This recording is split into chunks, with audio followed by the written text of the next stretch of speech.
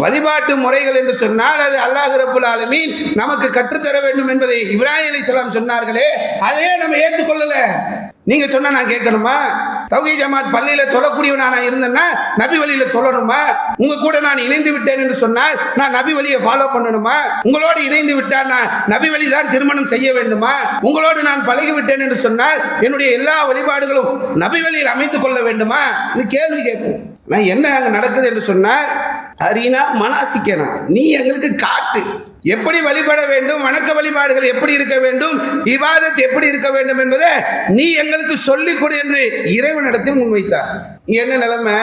நம்ம தொழுறோம் இல்லைங்க, இது நம்ம வாப்பா கண்டுபிடிச்ச மார்க்கமே கிடையாது. நம்ம நினைக்கிறது என்னன்னா, அம்மா வாப்பா சொன்னது, சமுதாயம் சொல்றது, முன்னாடி தலைமுறை சொன்னது, முன்னோர்கள் சொன்னது, நம்முடைய மூதாதையர்கள் சொன்னது, வழி வழியாக வந்தது, வாழையடி வாழையாக வந்தது, இப்படின்ற மாதிரி நம்ம ஒரு லிஸ்ட் போட்டு இப்படித்தான் இருக்கணும்னு நினைக்கிறோம்ல.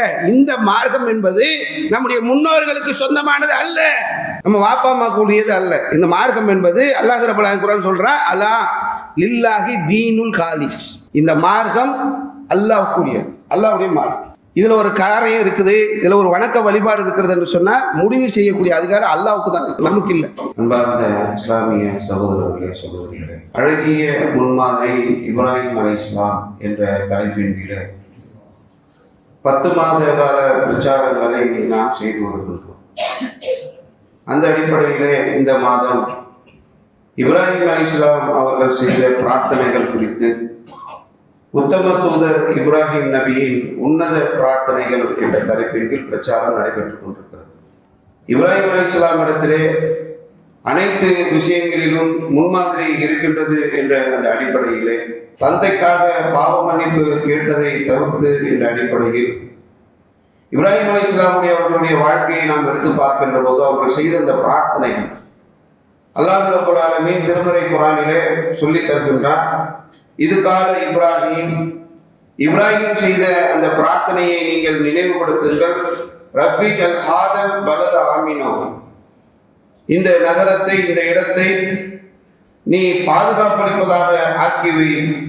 வஜ்னுபினி வபனிய, என்னையும் என் வழித்தோன்றல்களையும் அந்நகுதல் அஸ்னாம், சிலை வணக்க வழிபாட்டிலிருந்து பாதுகாத்து விடு என்று தன்னுடைய இறைவனிடத்திலே இப்ராஹிம் அலைஹிஸ்ஸலாம் அவர்கள் பிரார்த்தனை செய்ததை அல்லாஹ் ரப்பல் ஆலமீன் தன்னுடைய திருமறை குர்ஆனிலே சொல்லித் தருகின்றார்.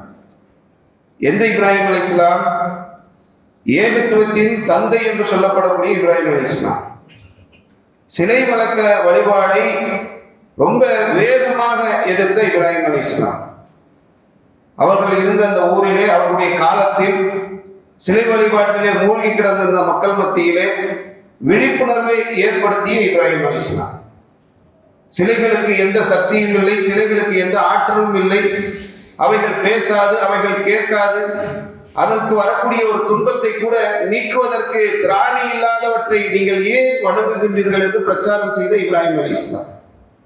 ஒரு நேரத்திலே ஊரில் உள்ள மக்கள் எல்லாம் திருவிழாவுக்கு செல்லக்கூடிய நேரத்தில் சின்ன சிலைகள் எல்லாம் உடைக்கப்பட்டு பெரிய சிலைகளுடைய கையிலே கோடாலி இருந்தது. அப்பொழுது அந்த ஊர் மக்கள் எல்லாம் சமிஹினா ஃபத்தன், நாங்கள் ஒரு இளைஞருடைய செய்தியை கேள்விப்பட்டிருக்கிறோம், அவர் பெயர் இப்ராஹிம், அவர் தான் இந்த சிலைகளை குறித்து விமர்சனம் செய்து கொண்டிருந்தார் என்று அல்லாஹ் ரப்பல் ஆலமீன் திருமறை குர்ஆனிலே இப்ராஹிம் அலைஹிஸ்ஸலாமை பற்றி நமக்கு சொல்லித் தருகிறார். அவர் தன்னுடைய தந்தையிடத்திலே சொன்னார், இது காலலி அபிஹி, அவர் தன்னுடைய தந்தையிடத்தில் சொல்கின்றார், யா அபதி லிம தஅபுது, ஏன் இந்த சிலைகளை நீங்கள் வணங்குகிறீர்கள்? தன்னுடைய தந்தை இடத்துல போய் இப்ராஹிம் அலைஹிஸ்ஸலாம் கேட்டது அல்லாஹ் குர்ஆன்ல சொல்றான், மாலா யஸ்மவு, நீங்கள் வணங்கக்கூடிய அந்த கடவுள்கள் கேட்கக்கூடிய ஆற்றல் உள்ளதா? இவை அதை கிட்ட போய் அது வேணும் இது வேணும் என்ன அப்படி செய் இப்படி செய்ய என்று நீங்கள் அந்த கடவுளிடத்தில் முறையிடுகின்றீர்களே, மாலா யஸ்மவு, அது எதையா கேட்குமா? கேட்கக்கூடிய ஆற்றல் அந்த சிலைகளுக்கு இருக்கிறதா? வலா இபிசுரு, எதையாவது பார்க்கக்கூடிய ஆற்றல் அந்த சிலைகளுக்கு இருக்கிறதா? வலா இப்னி அன்க செய்யா, ஏதாவது ஒரு தீமை அந்த கடவுள்களுக்கு வந்தால் அதை தடுக்கக்கூடிய ஆற்றலாவது அந்த சிலைகளுக்கு இருக்கிறதா என்று சொல்லி இப்ராஹிம் அலைஹிஸ்ஸலாம் அவர்கள் சிலை வழிபாட்டுக்கு எதிரான அறிவுபூர்வமான வாதங்களை வைத்தவர்கள். இந்த பிரார்த்தனையை கொஞ்சம் யோசித்து அதனுடைய ஆழத்தை நாம் புரிந்து கொள்ள வேண்டும். சிலை வழிபாட்டை எதிர்த்தவர், சிலை வழிபாட்டுக்கு எதிராக பிரச்சாரம் செய்தவர், சிலை வழிபாட்டுக்கு எதிராக அறிவுபூர்வமான கருத்துக்களை முன்வைத்தவர், சிலை வழிபாட்டிற்காக தன்னுடைய தந்தை எதிர்த்தார், ஊரை எதிர்த்தார், உலகத்தை எதிர்த்தார். சிலை வழிபாடு கூடாது என்பதில் உறுதியாக நின்றார். அதற்காக அவர் கொலை செய்யப்படக்கூடிய நிலை வருகின்ற போது கூட அதற்கும் தயாராக இருந்தார். என் உயிர் போனாலும் இந்த சிலைகளை நான் வணங்க மாட்டேன் என்பதில் உறுதியாக இருந்த இப்ராஹிம் அலைஹிஸ்ஸலாம் அவர்கள் தான் அந்நபுதுல் அஸ்னாம், என்னையும் என்னுடைய சந்ததிகளையும் இந்த சிலை வழிபாட்டிலிருந்து இறைவா பாதுகாத்து விடு என்று அந்த கோரிக்கை தன்னுடைய இறைவனிடத்தில் வைத்தார்கள் என்ற அந்த ஒரு செய்தியை நாம் பார்க்கிறோம். அப்போ இதை கவனிக்க நம்ம தவறிவிடக்கூடாது. நம்ம இதை கேட்டுக்கிறோமா? நம்ம கிட்ட எப்போவாவது இந்த மாதிரி நிலை வருகிறதா? வராது. ஏன்? நம்ம தௌஹீதில் இருக்கிறோம், தௌஹீதில் வளர்றோம், தௌஹீத் கொள்கையை பின்பற்றுறோம். தர்கா வழிபாட்டில் இருந்த காலங்கள்ல அது எல்லாம் எதிர்த்து அது எல்லாம் புரியாம இருந்தெல்லாம் அதுக்கப்புறம் நம்ம தௌஹீதுக்கு வந்துட்டோம். தௌஹீதில் இருக்கக்கூடிய நாமே இதை கேட்கணும். நான் தௌஹீது, என்னுடைய பிள்ளைகள் தௌஹீது, என் குடும்பம் தௌஹீது, நான் இதை கேட்க வேண்டுமா என்ற நிலையில் நாம் இருக்கிறோம். ஆனால் யார் கேட்டது அல்லாஹ் குர்ஆன்ல சொல்றான்னா, தௌஹீதுக்கெல்லாம் அவர் தான் தந்தையாக இருந்தவர், ஏகத்துவத்தை உறுதியாக போதித்தவர். அவருடைய அந்த வரலாறுகள், அவருடைய அந்த போதனைகள் எல்லாம் எடுத்து பார்த்தோம் என்று சொன்னால் அவ்வளவு ஆச்சரியமான ஒரு பிரச்சாரத்திற்கு சொந்தக்காரர் இப்ராஹிம் அலைஹிஸ்ஸலாம். அவங்க கேட்குறாங்க, இறைவா இந்த ஊரை நல்ல ஒரு பரக்கத்துள்ள ஒரு அபிவிருத்தி உள்ள ஒரு ஊராக்கு, என்னையே என்னுடைய சந்ததிகளையும் சிலை வழிபாட்டில் கொண்டு போய் சேர்த்துறாத. அவ்வளவு ஒரு மோசமான விளைவுகளை அந்த சிலை வழிபாடு ஏற்படுத்திவிடும், இணை கற்பித்தல் என்ற அந்த தன்மை ஏற்படுத்திவிடும் என்பதை உணர்ந்து இப்ராஹிம் அலைஹிஸ்ஸலாம் அவர்கள் கேட்கிறார். இன்னைக்கு நம்ம கண்கூடாக பலரை பார்க்கிறோம். தௌஹீதை பேசியவர்கள், தௌஹீதை முழக்கமிட்டவர்கள், தௌஹீதுக்காக தியாகம் செய்தவர்கள், தௌஹீதுக்காக களத்திற்கு வந்தவர்கள் இந்த தர்கா வழிபாடிலே போய் நின்று கொண்டிருக்கக்கூடிய காட்சியை கண் முன்னால் பார்க்கிறோம். நான் தௌஹீது, என்னுடைய குடும்பத்தில் உள்ளவர்கள் தௌஹீது, என்னுடைய குடும்பத்தார் உறவினர்கள் எல்லாம் தௌஹீதாக மாறிவிட்ட இந்த நிலையில் நானே இதற்காக பிரார்த்தனை செய்ய வேண்டும் என்ற அந்த சிந்தனையில் உள்ள நமக்கு கண் முன்னால் இருக்கக்கூடிய சான்றுகள். தௌஹீதை பேசினவங்க தர்கா வழிபாட்டில் போய் நிற்கிறாங்க. தௌஹீதை பேசியவர்கள் இன்று பாஜகவோடு கைகோர்த்து கொண்டு இன்று சிலை வழிபாட்டிற்கு ஆதரவாக பேசக்கூடிய நிலைகளை இன்னைக்கு நாம் பார்த்து கொண்டிருக்கிறோம். தௌஹீதை பேசியவர்கள் எங்களுக்கு அரசியலிலே எங்களுக்கு அதிகாரம் என்பது தான் இந்த சமூகத்திற்கு பாதுகாப்பை பெற்றுத்தர முடியும் என்று காலங்களில் தௌஹீதை பேசியவர்கள் இன்று சிலை வழிபாட்டிலே போய் நின்று கொண்டிருக்கக்கூடிய காட்சியை நாம் பார்த்து கொண்டிருக்கிறோம். அதனால் அழகிய முன்மாதிரியாக இருக்கக்கூடிய இப்ராஹிம் அலைஹிஸ்ஸலாம் அவர்கள் தௌஹீதை பேசினார்கள், தௌஹீதை போதித்தார்கள், தௌஹீதுக்காக வாழ்ந்தார்கள்.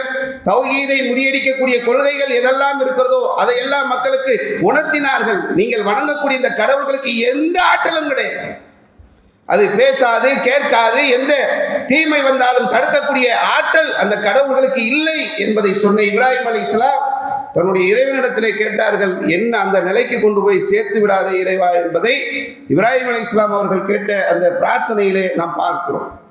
அதே மாதிரி இப்ராஹிம் அலைஹிஸ்ஸலாம் கேட்ட இன்னொரு பிரார்த்தனை அல்லாஹ் ரப்பல் ஆலமீன் திருமறை குர்ஆனில் சொல்கின்றான், ரப்பனா வஜஅல்னா முஸ்லிமைனி லக்க, இறைவா எங்களை முஸ்லிம்களாக வாழச் செய், வமின் துர்ரியத்தினா உம்மத்தன் முஸ்லிமத்தன் லக்க, எங்களையும் எங்களுடைய சந்ததிகளையும் முஸ்லிம்களாக நீ ஆக்கி வை, அரினா மனாசிக்கனா, எங்களுக்கான வணக்க வழிபாடுகளை நீ எங்களுக்கு காட்டி கொடு, பத்து பலைனா எங்களுடைய பாவங்களை நீ மன்னித்து விடு, இன்னக அந்த தவ்வாபுர் ரஹீம், நீதான் மன்னிக்கக்கூடியவனாக நிகரில்லாத அன்பாளனாக இருக்கிறாய் என்பதை இப்ராஹிம் அலைஹிஸ்ஸலாம் கேட்டதை அல்லாஹ் ரப்பல் ஆலமீன் நமக்கு சொல்லித் தருகிறான்.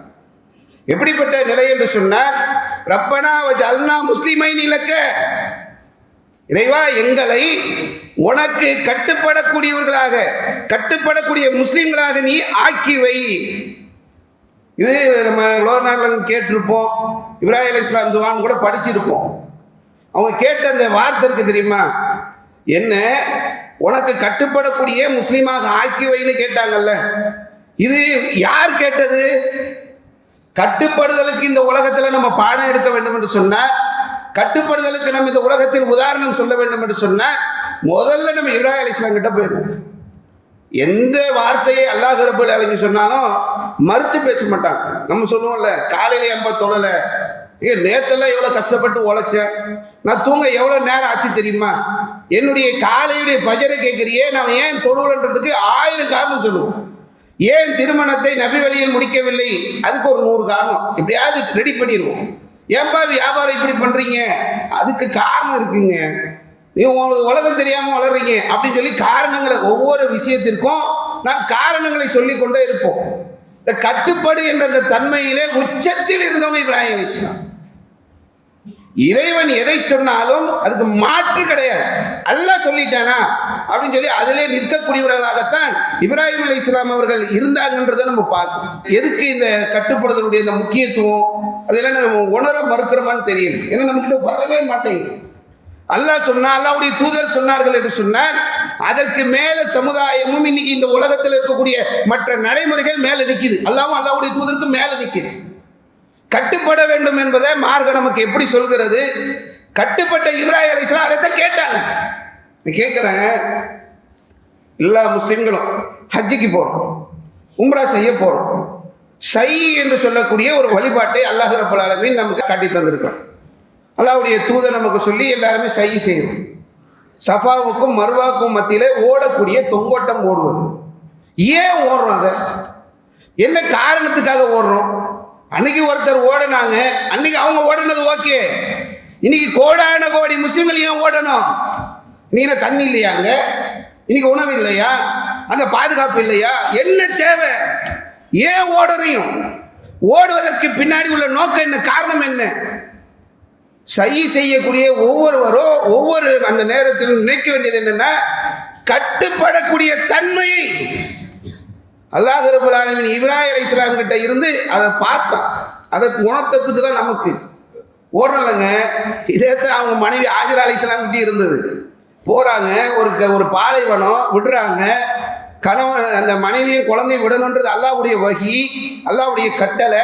இப்ராஹிம் அலைஹிஸ்ஸலாம் கட்டுப்படுவாங்க, மாறு செய்ய மாட்டாங்க, எல்லாம் ஓகே. போய் விட்டுட்டு வராங்க, ஒரு பேச்சு கிடையாது, விட்டுட்டு கம்முன்னு வராங்க. அவன் ஹாஜரா அலைஹிஸ்ஸலாம் கேட்கறதுக்கு பதில் இல்லை. அல்லாஹ்வோட சொன்னா விட்டாச்சு. அன்புக்குரிய மனைவி தான், பாசத்துக்குரிய பிள்ளை தான், நீண்ட நெடிய நாட்கள் கழித்து பிறந்த பிள்ளை தான், வாழ வேண்டும் என்ற ஆசை தான், கூட இருக்கணும்ன்ற எண்ணம் தான். அல்லாஹ் விட சொல்லிட்டானே, அதுக்கு மாற்றம் இல்லை. கொண்டு போய் விட்டுட்டு வந்தாச்சு. பதில் கேட்குறாங்க, பதில் சொல்லலை. என்னங்க விட்டுட்டு போறீங்க? ஒன்றும் இல்லை, யாரும் இல்லை, ஆள் இல்லை, ஆள் நடமாட்டம் இல்லை, சாப்பிட்றதுக்கு வழி இல்லை, ஒரு புல் பூண்டு கூட இல்லாத ஒரு நிலம், ஒரு பாலைவனம், இந்த இடத்துல விட்டுட்டு போறீங்களேன்னு கேட்குறாங்க. பதில் இல்லை, முழு போறாங்க. அல்லாஹ்வோட சொன்னா விட்டாச்சு, போயிட்டே இருக்கிறாங்க. அப்போ அவன் ஹாஜரா அலைஹிஸ்ஸலாம் கேட்குறாங்க, அல்லாஹ்வோட சொன்னானா? அப்போதான் அவங்க சொல்றாங்க, நான் ஆமா. அப்போ அல்லாஹ்வோட சொன்னா கட்டுப்படுறதுல கரெக்டாக இருப்பார்ல, அதில் எப்படி மாறு செய்வார்? சரி நீங்கள் போங்க, யார் எங்களை கூட சொன்னா அவன் எங்களை பார்த்துக்குவான். அந்த தன்மை எங்கே வருது? அவனுடைய மனைவிடத்தில் வருது. கட்டுப்பட்டு நீங்கள் அல்லாஹ்விட சொன்னான் என்று சொன்னால் நீங்கள் மாறு செய்ய மாட்டீங்க, விட்டுட்டு போங்க. நீங்கள் யார் எங்களை இங்கே விட சொன்னானோ அவன் எங்களை பார்த்துக்குவான் அப்படின்னு சொல்லி ஹாஜரா அலைஹிஸ்ஸலாம் சொன்னாங்க. அதுக்கப்புறம் ஜம்ஜம் என்று சொல்லக்கூடிய நீரூற்றை அல்லாஹ் அங்கே ஏற்படுத்தினார். மக்கள் எல்லாம் அங்கே வந்து கூடினார்கள். அது ஒரு பெரிய நகரமாக மாறுகிறது. அந்த இடத்துடைய ஆட்சி பொறுப்பை ஹாஜரா அலைஹிஸ்ஸலாம் கிட்ட அல்லாஹ் கொடுத்தான். இது ஒரு பெரிய வரலாறு. இதுக்காகத்தான் நம்ம செய்கிறோம், இதுக்காக தான் நம்ம ஓடுறோம், குர்பானி கொடுக்குறோம்ல ஹஜ்ஜி பெருநாள்ல. இதுக்கு பின்னாடி எல்லாருக்குமே தெரியும், தன்னுடைய மகனை அறுக்க போனார்கள். அல்லாஹ் ரப்பல் ஆலமீன் அறுக்கக்கூடாது என்று தடை விதித்தார். அதற்கு பிறகு அவர்கள் ஒரு பலிப்பிராணியை கொடுத்தாங்க, எல்லாருக்குமே தெரியும். அந்த சம்பவத்தை அல்லாஹ் எப்படி தெரியுமா குர்ஆன்ல சொல்றான்? தன்னுடைய மகனிடத்தில் அவர் சொல்கிறார், அல்லாஹ் எனக்கு வஹி அறிவிச்சிட்டான், அதுல நான் மாறு செய்ய முடியாது, நான் அறுக்கணும், உன்னை அறுப்பதற்கு எனக்கு வஹி வந்திருக்கிறது என்று சொல்லி தன்னுடைய மகனிடத்தில் சொல்கிறார்கள். மகன் சொல்றாங்க, செய்யுங்க, நான் பொறுமையா இருப்பேன். கொஞ்சம் யோசிச்சு பாருங்க, இப்ராஹிம் அலைஹிஸ்ஸலாம் குழந்தைகளை போய் பச்சை குழந்தையா விட்டுட்டு வந்துட்டாங்க. இப்ராஹிம் அலைஹிஸ்ஸலாமும் அவங்களும் ரொம்ப நாள் தொடர்புல இல்லை. தன்னுடைய தந்தையுடைய அரவணைப்பு இல்லாமல் தான் இஸ்மாயில் அலைஹிஸ்ஸலாம் வளர்ந்தாங்க. அந்த வளர்ந்த அந்த பருவங்களை கொஞ்சம் யோசிச்சு பாருங்களேன்.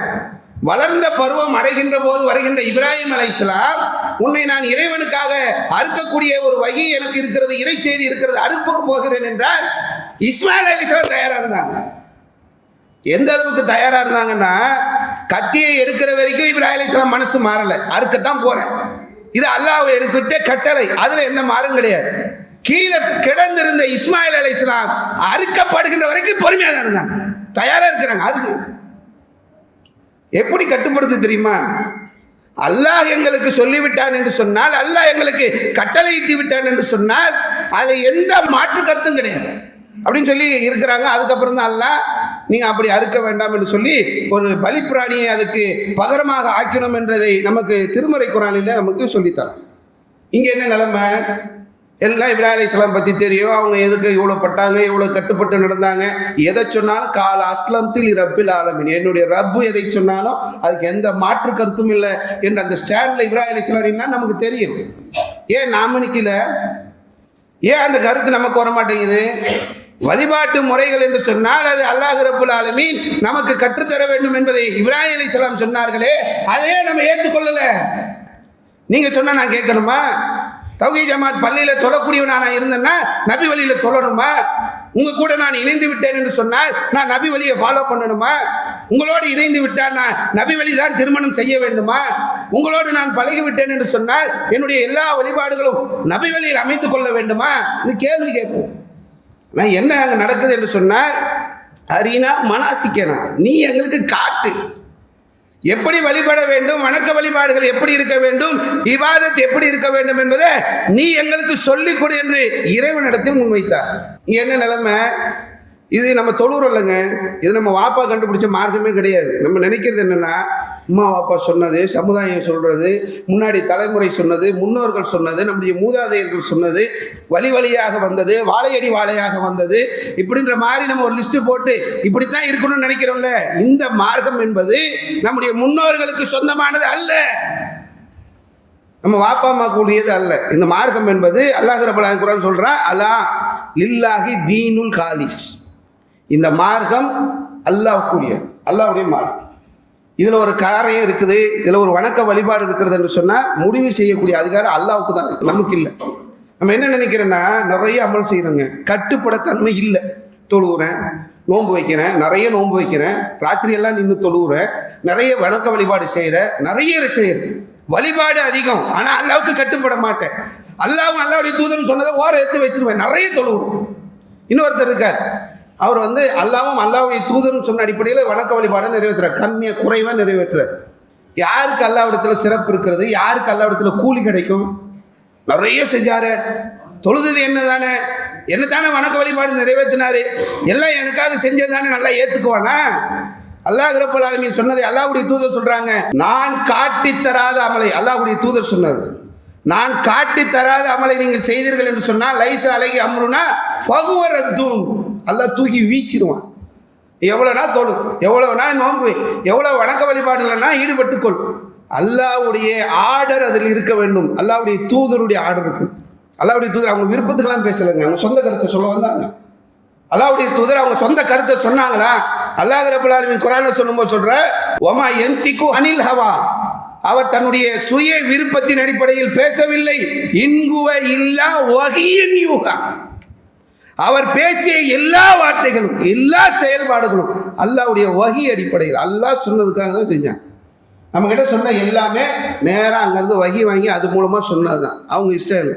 அல்லாஹ்வுடைய தூதருக்கு விருப்பம் கிடையாது, அவங்களுடைய விருப்பத்தின் பிரகாரமே இந்த மார்க்கத்தை வளைக்க முடியாது, உருவாக்க முடியாது. ரப்புல் ஆலமீன் வஹியின் அடிப்படையில் தான் இந்த மார்க்கத்தை கட்டி எழுப்பி வைத்திருக்கிறான். நம்ம என்ன நினைக்கிறோம், அதெல்லாம் இருக்கட்டுங்க, நீங்கள் பேசுறதெல்லாம் ஓகே, இதெல்லாம் குர்ஆன்ல இருக்கட்டும், இதெல்லாம் ஹதீஸ்ல இருக்கட்டும், நாங்கள் எப்படியோ அப்படித்தான் வாழ்வோம் என்று வாழ்ந்து கொண்டு இருக்கிறோம். அதுதான் இப்ராஹிம் அலைஹிஸ்ஸலாம் கட்டுப்படுதல அழகிய ஒரு முன்மாதிரியாக இருந்த இப்ராஹிம் அலைஹிஸ்ஸலாம் அவர்கள் அல்லாஹ்விடத்தில் கேட்டார்கள், நான் உனக்கு கட்டுப்பட்டு நடக்கக்கூடிய முஸ்லீமாக இருக்க வேண்டும், என்னுடைய சந்ததி என்னுடைய வழித்தோன்றல் உனக்கு கட்டுப்பட்ட முஸ்லீம்களாக அந்த சமூகம் இருக்க வேண்டும் என்ற ஒரு பிரார்த்தனையை செய்தார்கள் என்று அல்லாஹ் ரப்பல் ஆலமீன் நமக்கு குர்ஆனிலே சொல்லித் தருகிறான். அடுத்த ஒரு பிரார்த்தனை அல்லாஹ் குர்ஆன்ல சொல்றான், ரப்பி ஜல்னி முக்கிம சலாத்தி வமின் துர்ரியத்தி, இறைவா என்னையும் என்னுடைய பிள்ளைகளையும் என்னுடைய இந்த சந்ததியும் உன்னை வணங்கக்கூடியவர்களாக, தொழுகையை நிலைநிறுத்தக்கூடியவர்களாக ஆக்கிவை. இப்ராஹிம் அலைஹிஸ்ஸலாமுடைய அந்த பிரார்த்தனைகளுடைய விஷயம்லாம் எடுத்து பார்த்தீங்கன்னா குர்ஆன்ல அங்கங்க அல்லாஹ் சொல்றான், எல்லாமே ரொம்ப முக்கியமான ரொம்ப முக்கியத்துவம் வாய்ந்த அந்த செய்திகள் எல்லாம் சொல்லித்தரான். இப்ராஹிம் அலைஹிஸ்ஸலாம் வர மாதிரி பல இறை தூதர்களும் வருது, நல்லடியார்கள் கேட்கக்கூடியதும் வருது, எப்படி துவா கேட்க வேண்டும் என்பதையும் திருக்குர்ஆன்ல அல்லாஹ் ரப்பல் ஆலமீன் பல இடங்களில் சொல்லித்தரான். இப்ராஹிம் அலைஹிஸ்ஸலாம் கேட்ட அந்த பிரார்த்தனையை நம்ம எடுத்து பார்த்தோம் என்று சொன்னால் என்னையும் என்னுடைய பிள்ளைகளையும் என்னுடைய சந்ததிகளையும் தொழுகையை நிலைநிறுத்தக்கூடியவர்களாக ஆக்கிவை. யோசிச்சு பாருங்களேன், அல்லாஹ்வுடைய தூதர் போறாங்க, தொழுகை கடமையாக்கப்படுது, கீழே வராங்க, மூசா அலைஹிஸ்ஸலாம் கிட்ட உரை நிகழ்த்துறாங்க. சொன்னது என்ன தெரியுமா? ஒரு நாளைக்கு 50 வக்துகள் தொழ வேண்டும் என்பது அல்லாஹ் எனக்கு கடமையாக்கியிருக்கிறான். ஒரு நாளைக்கு 50 நேரம் தொழணுமா? இங்கே 5 நேரம் தொழுவதே மலையை சுமக்கிற மாதிரி இருக்கு நமக்கு. 50 வக்து கொஞ்சம் யோசிச்சு பாருங்களேன். அது அல்லாஹ் அப்படித்தான்ப்பா, எந்த காம்ப்ரமைஸ் இல்லை. 50 வக்து தொழணும், போய் சொல்லிடு அப்படின்னு அனுப்பியிருந்தா நம்ம நிலைமை எப்படி இருந்திருக்கும்? யாராவது ஏதாவது ஒரு கொஞ்சமாவது போய் பொருளாதார ஈட்டுறதுக்கான வழிவகை. 50 வக்துங்க, 5க்கே இவ்வளவு யோசிக்கிறோம், இவ்வளவு கஷ்டம், இவ்வளவு சிரமன்றோம். 50 வக்து அல்லாஹ் கடமையாக்கி அனுப்புகிறான். அதுக்கப்புறம் நபி ஸல்லல்லாஹு அலைஹி வஸல்லம் திரும்ப போகிறாங்க, பேசுகிறாங்க, வராங்க. கடைசியில் 5 வக்து கடமை. இந்த 5 வக்துக்கும் 50 வக்துகளுக்கு உரிய நன்மையை நான் தருவதாக அல்லாஹ் ரப்பல் ஆலமீன் சொல்லிவிட்டான். 5 வக்து தொழுதா போதும், நீங்கள் 50 வக்துக்கு தொழுதுக்கு என்ன நன்மையோ அதை கொடுக்குறேன்ட்டு அல்லாஹ் அனுப்பி வச்சுட்டான். இப்போ கேட்குறது என்னென்னா, இதில் நம்ம கரெக்டாக இருக்குமா? அந்த 5 தான், 50 கிடையாது. 5 ஆக்கிட்டான்ல, 5இல் கரெக்டாக நம்ம யார் கேட்கறது? எதனால அங்கே அல்லாஹ் சொன்னதுக்கு மாற்றே இல்லாமல் அதில் கட்டுப்பட்டு நின்று இப்ராஹிம் அலைஹிஸ்ஸலாம் கேட்குறாங்க, என்ன வழிபாட்டில் கரெக்டாக இருக்கவே, உன்னை தொழுவதில் குறை வைக்கக்கூடிய ஒரு சூழலை எனக்கும் என்னுடைய குடும்பத்தாருக்கும் என் சந்ததிக்கும் ஆக்கிறாதே அல்லாஹ் என்று சொல்லி கேட்டான். ஏன்னா இது நாளைக்கு மறுமையில் போய் நின்ன உடனே வேற எல்லாம் 2வது தான். ஃபஸ்ட்டு தொழுகை தான். நான் சம்பாதிச்சேன், எவ்வளோப்பா சம்பாதிச்சேன்? இவ்வளவு சம்பாதிச்சேன். அது தூக்கி ஓரவை. என்னப்பா பண்ணேன்? நான் படித்தேன். எவ்வளோப்பா படித்தேன்? இவ்வளோ படித்தேன்.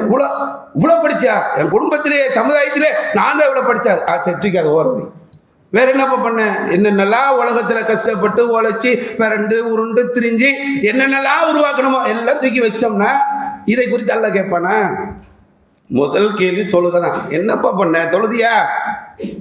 அதுவா அப்படின்னு நாங்கள் நின்னோம்னா ஜெயிச்சிட முடியுமா? எதுக்கு இந்த பிரார்த்தனை? எதுக்கு இதை நினைவுபடுத்துறாங்க இப்ராஹிம் அலைஹிஸ்ஸலாம்? ரப்பி அல்னி முகீம ஸலாத்தி வ மின் துர்ரியத்தி, இறைவா என்னையும் என்னுடைய சந்ததியையும் தொழுகையை நிலைநிறுத்தக்கூடியவர்களாக ஆக்கிவை என்று கேட்டதுடைய முக்கியத்துவம் தான் என்ன? எதுக்கு அல்லாஹ் சொல்லணும்? அதை எனக்கு நமக்கு ஏங்க சொல்லணும்? அல்லாஹ் இப்ராஹிம் அலைஹிஸ்ஸலாம் கேட்டாங்க, அவங்களுக்கு உரிய கூலி அல்லாஹ் கொடுத்துருவான். அவங்களுக்குள்ள சிறப்பு அல்லாஹ் உருவாக்கிட்டான். மறுமையில் எழுந்திருக்கும் போது முதலாக ஆடை கொடுக்கக்கூடியவர் இப்ராஹிம் அலைஹிஸ்ஸலாம். நபி ஸல்லல்லாஹு அலைஹி வஸல்லத்துக்கிட்ட நீங்கள் தான் சிறந்தவர் என்று சொல்லும் போது அல்லாஹ்வுடைய தூதர் சொன்னாங்க, நான் இல்லை இப்ராஹிம் என்று சொல்லி அல்லாஹ்வுடைய தூதர் இப்ராஹிம் அலைஹிஸ்ஸலாமை தான் சிறந்தவர் என்ற லிஸ்ட்ல வச்சா அங்க எல்லாமே கிடைச்சிரும். ஏன் நமக்கு சொன்னான் அல்லாஹ்? இதை நம்ம எடுத்து நம்முடைய வாழ்க்கையில் அதை படிப்பினையாக செய்ய வேண்டும் என்பதற்காகத்தான். அதிலே தொடர்ந்து செய்கிறாங்க, ரப்பனா வத கப்பல் துவா, எங்களுடைய பிரார்த்தனைகளை நீங்கள் ஏற்றுக்கொள். பிரார்த்தனை இருக்குல்ல, அல்லாஹ்வுடைய தூதர் சொல்லும்போது சொன்னாங்க, துவாவு ஊவல் இபாதத். இந்த பிரார்த்தனை என்பது ஒரு வணக்கம், வழிபாடுன்னு அல்லாஹ்வுடைய தூதர் சொல்கிறாங்க. இது அல்லாஹ் கிட்ட மட்டும்தான் கேட்கணும், அல்லாஹ் கிட்ட மட்டும்தான் கேட்கணும், அல்லாஹ் கிட்ட மட்டும்தான் கேட்கணும். இந்த துவா என்பது இல்லை அல்லாஹ்வை தவிர்த்து வேற எங்கேயாவது போயிடலாமா? என்னிடம் மட்டும் கேளுங்க, என்கிட்ட மட்டும் கேளுங்க, என்கிட்ட மட்டும் கேளுங்க, வேற யாருக்கிட்டையும் கேட்காதீங்கன்றாங்க. இந்த துவா இருக்கிறது, இந்த பிரார்த்தனை இருக்கிறது, நீ எங்கே போய் நிற்க வேண்டாம், இதுக்கு இடைத்தரகர் வேண்டாம், இவர் தான் அல்லாஹ் கிட்ட இருந்து பேசி வாங்கி தரணும், சிபாரிசு பண்ணணும், அப்படியெல்லாம் கிடையாது. நேரம் என்கிட்ட கேட்க, உன்னுடைய பிடரின் நரம்பை விட உனக்கு அருகாமையில் நான் இருக்கிறேன்னு அல்லாஹ் சொல்றேன். நமக்கு கிட்ட இருக்கிறது, நமக்குள்ளே இருக்கிறது பிடரி நரம்பு. அதுக்கும் பிடரி நரம்புக்கும் நமக்கு ஒரு தூரம்லாம் கிடையாது, ஒட்டி இருக்கல. அதை விட கிட்ட நான் இருக்கேன், என்கிட்ட கேளுப்பா. நீ எவ்வளவு அநியாயம் பண்ணியிருந்தாலும் சரி, நீ எவ்வளவு அக்கிரமம் பண்ணியிருந்தாலும் சரி, தனக்குத்தானே அநியாயம் செய்து கொண்டிருக்கக்கூடிய அடியார்களே என்கிட்ட கேளு, நான் உனக்கு பதில் அளிக்கிறேன், உனக்கு நான் தரேன். இது அல்லாஹ் சொல்லக்கூடியது. இதைத்தான் இப்ராஹிம் அலைஹிஸ்ஸலாம் கேட்டாங்க. கேட்டதுக்கு அவங்க கஷ்டப்பட்டது, சிரமப்பட்டது எல்லாம் பார்க்குறோமே, அல்லாஹ் கொடுத்ததை பார்த்தோமா? கேட்டதற்கு இந்த உலகத்திலே அல்லாஹ் ரப்பல் ஆலமீன் இப்ராஹிம் அலைஹிஸ்ஸலாத்தை கண்ணியப்படுத்தி வைத்திருந்தான். உலகத்திலே அவருக்கு தேவையான உதவிகளை செய்து தந்தான். நெருப்பில் தூக்கி போடும்போது நெருப்பே வேலை செய்யல. உலகத்தில் அவரை எதிர்த்து அழிக்க வேண்டும் என்று நினைத்த யாருமே அங்கு ஜெயிக்க முடியல, உலகத்திலே ஜெயிக்க முடியல.